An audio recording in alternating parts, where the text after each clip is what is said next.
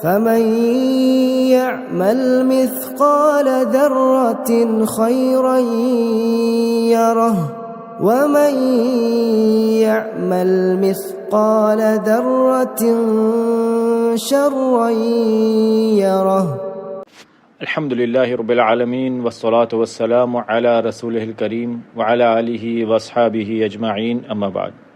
عبداللہ ابن مسعود رضی اللہ تعالی عنہ کہتے ہیں کہ اکبر الکبائر، اس اکبر الکبائر کے بارے میں بتا رہے ہیں کہ کبیرہ گناہوں میں سے جو سب سے بڑا کبیرہ گناہ ہے۔ کبیرہ گناہ کون سے ہیں؟ جن کے بارے میں ہمیں بتایا گیا کہ ان گناہوں کو کرنے سے عذاب آتا ہے، اللہ کی لعنت آتی ہے، یعنی تباہ کن گناہ ہے۔ اللہ پاک ہم سب کو محفوظ فرمائے۔ تو سب سے بڑا کبیرہ گناہوں میں جو سب سے بڑا گناہ ہے وہ ہے الاشراک باللہ، اللہ کے ساتھ کسی کو شریک کرنا، شرک کرنا۔ اللہ پاک ہم سب کو اس سے بچائیں۔ اور پھر عبداللہ ابن مسعود فرماتے ہیں کہ والامن من مکر اللہ، اور یہ کہ انسان اپنے آپ کو اللہ کے مکر سے امن میں سمجھ لے، اللہ کے مکر سے اپنے آپ کو سیف سمجھ لے، محفوظ سمجھ لے۔ مکر کیا ہے یہ ہمیں سمجھنا بہت ضروری ہے تاکہ ہم اس گناہ سے بچ جائیں۔ یہ کبیرہ گناہ ہے، تو یہ ایک فیلنگ ہے، یہ ایک آپ کہہ لیں سمجھ یا سوچ ہے جس سے ہم نے بچنا ہے سب نے، تاکہ ہم اس گناہ میں نہ پڑ جائیں۔ اللہ پاک ہم سب کو اس سے محفوظ فرمائے۔ مکر اردو میں تو ہم یہ کہتے ہیں نا کہ بڑا مکار آدمی ہے، بڑا مکار شخص ہے، لوگوں کو دھوکہ دیتا ہے۔ عربی میں یہ مطلب نہیں ہے، مکر و فریب ہم استعمال کرتے ہیں اردو میں۔ اللہ پاک تو ہر قسم کی برائی، ہر قسم کی نیگیٹو صفات سے پاک ہے سبحانہ و تعالی۔ علماء یہ سمجھاتے ہیں کہ عربی میں مکر جو ہے یہاں پر اس کا یہ مطلب ہے کہ ایک ایسی تدبیر، ایسی خفیہ یا ہڈن تدبیر کرنا کہ دشمن کو ہرا دیا جائے اور اسے پتہ بھی نہ چلے، اسے شکست مل جائے۔ یعنی سامنے والے کو اپنے قابو میں کرنا، اس کو گرفت میں لے لینا، گھیر لینا، اور اس کو پتہ بھی نہ چلے۔ وہ سمجھ رہا ہے کہ وقت میرے ساتھ ہے، کامیابی میرے ساتھ ہے، میں سیف ہوں ہر چیز سے، اور اچانک اس کے اوپر پکڑ آ جائے اور اس کو پتہ بھی نہ ہو کہ وہ پھیرے میں آ رہا ہے اور وہ پکڑ لیا جائے۔ تو یہ ہے مکر، یعنی خفیہ تدبیر ایسی کرنا، ایسے حالات ہو جانا کہ انسان کو پتہ بھی نہ چلے اور اسے پکڑ لیا جائے۔ اور یہ قرآن اور احادیث میں بے شمار جگہوں پہ ہمیں بتایا گیا ہے، اور اس سے ہر انسان، ہر مسلمان کو ڈرنا چاہیے کہ کہیں ہم ان میں تو نہیں شامل ہو گئے۔ اس میں نیک لوگ بھی شامل ہو سکتے ہیں اور گنہگار بھی، اس میں قوم بھی پوری شامل ہو سکتی ہے، ایز اے ہول اس کے اوپر ایسا پکڑ آ رہی ہو اور انہیں پتہ بھی نہ ہو، اور اس میں انڈیویجول بھی شامل ہو سکتا ہے۔ اللہ پاک قرآن میں سورہ اعراف میں کیا کہتے ہیں؟ غور سے سنیں آیت، افامن اہل القری ان یاتیہم باسنا بیاتا وہم نائمون، کیا یہ جو بستی والے ہیں، قوم والے ہیں، یہ گاؤں والے جو ہیں، کیا یہ امن میں آ گئے، اپنے آپ کو سیف فیل کر رہے ہیں کہ ہماری پکڑ ان پہ آ جائے، ہمارا عذاب ان پہ آ جائے اور یہ سو رہے ہوں؟ یعنی ان کو کوئی پرواہ ہی نہیں ہے، یہ جو گستاخی کر رہے ہیں، نافرمانی کر رہے ہیں، کرتے رہیں، ویسے ہی روز رات کو آرام سے سوئیں گے، صبح اٹھیں گے، یہ سمجھتے ہیں سوتے ہوئے ہمارا عذاب نہیں آتا۔ اگلی آیت میں اللہ تعالیٰ کہتے ہیں او امن اہل القری ان یاتیہم باسنا ضحی وہم یلعبون، کیا یہ لوگ سمجھتے ہیں کہ اپنے کھیل کود میں، نافرمانی میں لگے رہیں گے اور اپنی نافرمانیاں کرتے رہیں گے، دن میں کھیلتے ہوئے ہمارا عذاب پکڑ میں نہیں آ جائیں گے؟ ان لوگ اپنے آپ کو امن میں سمجھتے ہیں کہ یہ لوگ دن میں اپنا کھیل کود کر رہے ہوں اور ہم ان کو پکڑ لیں، کیا ایسا ہم نہیں کر سکتے؟ افامنوا مکر اللہ، کیا یہ لوگ اللہ کے مکر سے اپنے آپ کو سیف سمجھتے ہیں، اپنے آپ کو محفوظ سمجھتے ہیں؟ فلا یامن مکر اللہ الا القوم الخاسرون، کوئی بھی اپنے آپ کو اللہ کے مکر سے محفوظ نہیں سمجھتا، امن میں نہیں سمجھتا، سوائے خاسرون کی، خسارہ پانے والوں کے، جو لوگ نقصان میں ہیں، جو لوگ لوزرز ہیں، سوائے ان کے اور کوئی اپنے آپ کو سیف نہیں فیل کرتا۔ اس لیے لازم ہے ہم میں سے ہر کسی پر کہ ہم اللہ سے ڈر کے رہیں ہر وقت، اللہ کی پکڑ سے۔ یہ تو نہیں ہو رہا کہ ہم لوگ نافرمانی پہ نافرمانی کرتے جا رہے ہیں اور ہم سمجھ رہے ہیں کہ ہمیں تو ترقی مل رہی ہے، ہمیں تو پیسہ مل رہا ہے، ہمیں تو شہرت مل رہی ہے، اور ہم بھول جائیں کہ اللہ کی پکڑ بھی کچھ ہوتی ہے، اللہ کا عذاب بھی کچھ ہوتا ہے، اور ہم اچانک اللہ کی پکڑ آ جائے۔ اس سے ہم ہر کسی کو خوف میں اور ڈر میں رہنا چاہیے۔ تو یہ ایک قوم کے اوپر بھی آ سکتا ہے، جب قوم کے اندر گمراہی اور برائی کو پھیلانا عام ہو جائے، نیکی سے روکنا ختم ہو جائے، تو یہ اپنے آپ کو، اگر ان میں دولت بڑھ رہی ہے یا ان میں ان کی مستی مذاق اور ان کا کھیل کود بڑھ رہا ہے، ان کو عیاشی بڑھ رہی ہے، اور یہ لوگ سمجھتے رہے کہ ہم تو ایسے ہی مگن رہیں گے اپنے مگن میں اور ہمیں کوئی پکڑ نہیں ہوگی، تو اچانک عذاب آ جائے۔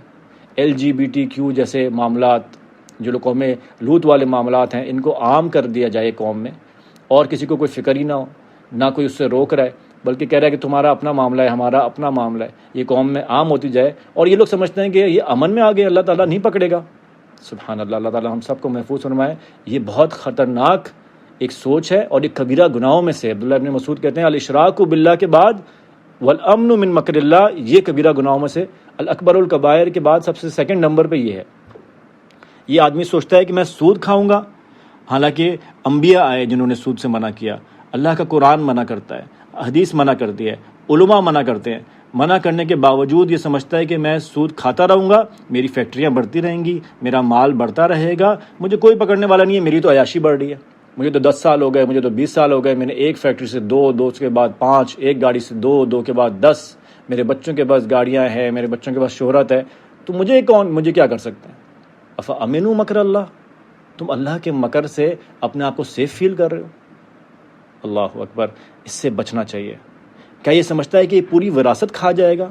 وَتَأْكُلُونَ التُّرَاثَ أَكْلًا لَمًّا، پوری کی پوری وراثت کھا جاتے ہیں اور کوئی فرق نہیں پڑتا، اور سمجھتے ہیں کہ یہ وراثت کے پیسے سے میرا ایک اور گھر آ گیا ہے، میرا بزنس بہتر ہو گیا ہے، اور میرے پاس گاڑی آ گئی ہے، میں سکون میں آ گیا ہوں۔ افامنوا مکر اللہ، اللہ کی پکڑ سے اپنے آپ کو سیف فیل کر لیتے ہو؟ اللہ تعالیٰ تو یہ چھوٹ دے رہا ہے، تو یہ تو اللہ تعالیٰ کا 2 چیزیں ہو سکتی ہیں، کہ اللہ تعالیٰ وقت دے رہا ہے کہ ابھی سدھر جاؤ، اور دوسرا کہ اللہ تعالیٰ اس کو اب نہیں سنا، اس نے انبیاء کی بات نہیں سنی، قرآن نہیں سنا، حدیث نہیں سنی، علماء کی بات نہیں سنا، اس کو ڈھیل دے رہے ہیں، جاؤ اور گناہ کرو تاکہ اور سخت پکڑ آئے گی۔ پھر اچانک جب ایک بھی پیسہ سر نہیں رہتا، یا ایسی بیماری آ جاتی ہے کہ سب پیسہ ہونے کے باوجود بھی اس پیسوں کا کوئی فائدہ نہیں ہوتا، تب سر پکڑ کے بیٹھتا ہے۔ اللہ تعالیٰ ہم سب کو محفوظ فرمائے۔ تو ان گناہوں سے حجاب نہیں کرنا، بغیر پردے کے، کبھی سر ننگا، کبھی ہاتھ ننگا، کبھی پاؤں ننگا، کوئی فرق نہیں پڑ رہا، کیونکہ میرے تو حسن میں اضافہ ہو رہا ہے نا، میری تو واہ واہ ہو رہی ہے، میری شہرت ہو رہی ہے، میں سرکل میں ان ہوں، میں جب باہر جاتی ہوں تو لوگ مجھے دیکھتے ہیں تو مجھے اچھا لگتا ہے کہ میں اتنی خوبصورت لگ رہی ہوں، حالانکہ اللہ کے نبی نے منع کیا، قرآن منع کر رہے ہیں، علماء منع کر رہے ہیں، نہیں سن رہے۔ اچانک خدا نہ خواستہ ایسی بیماری آ جائے، اچانک وہ خوبصورتی چلے جائے، یا ان سب کو ہٹا دیں، اگر دنیا میں عذاب نہ آئے، اچانک موت اس حالت میں آ جائے تو کیا کرے گی؟ افامنوا مکر اللہ، اللہ کے مکر سے اپنے آپ کو سیف فیل کر رہے ہیں۔ کتنا خطرناک اور کتنا ہولناک وہ مومنٹ ہوگا کہ نافرمانی کرتے ہوئے اللہ کے غضب میں، اللہ اس حالت میں کہ غصہ ہے، اس حال میں موت آ جائے۔ اس سے اور خراب کیا چیز ہوئے گی؟ دنیا تو 2 منٹ کی بھی نہیں ہے، اگر آخرت کا ایک دن دیکھا جائے جو 50,000 سال کا ہے، میں ابھی پوری آخرت کی بات نہیں کر رہا، صرف ایک دن 50,000 سال کا ہے، اس کے سامنے یہ 60-70 سال کی زندگی کیا ہے؟ 2 سیکنڈ 4 سیکنڈ، اس میں کیا خوشی اور کیا مزہ کر لیں گے؟ اور اس وقت آنکھ ایسے بند ہو کہ اللہ ناراض ہو، تو کیا اپنے آپ کو آپ کامیاب سمجھتے ہو؟ ہم سب کو اس سے بچنا چاہیے۔ انسان ہمیشہ خوف اور امید کے بیچ میں ہونا چاہیے۔ جہاں وہ گناہ کر رہا ہے اپنی آپ کی اصلاح کر لے اور ڈر جائے اللہ تعالیٰ سے کہ مجھے کبھی پکڑ آ سکتی ہے، کسی بھی حالت میں بیماری آ سکتی ہے، ایسی بیماری جو کبھی پورے ڈاکٹرز مل جائیں گے تو شفا نہیں ملے گی، کیونکہ وہ اللہ نے عذاب بھیجا ہے۔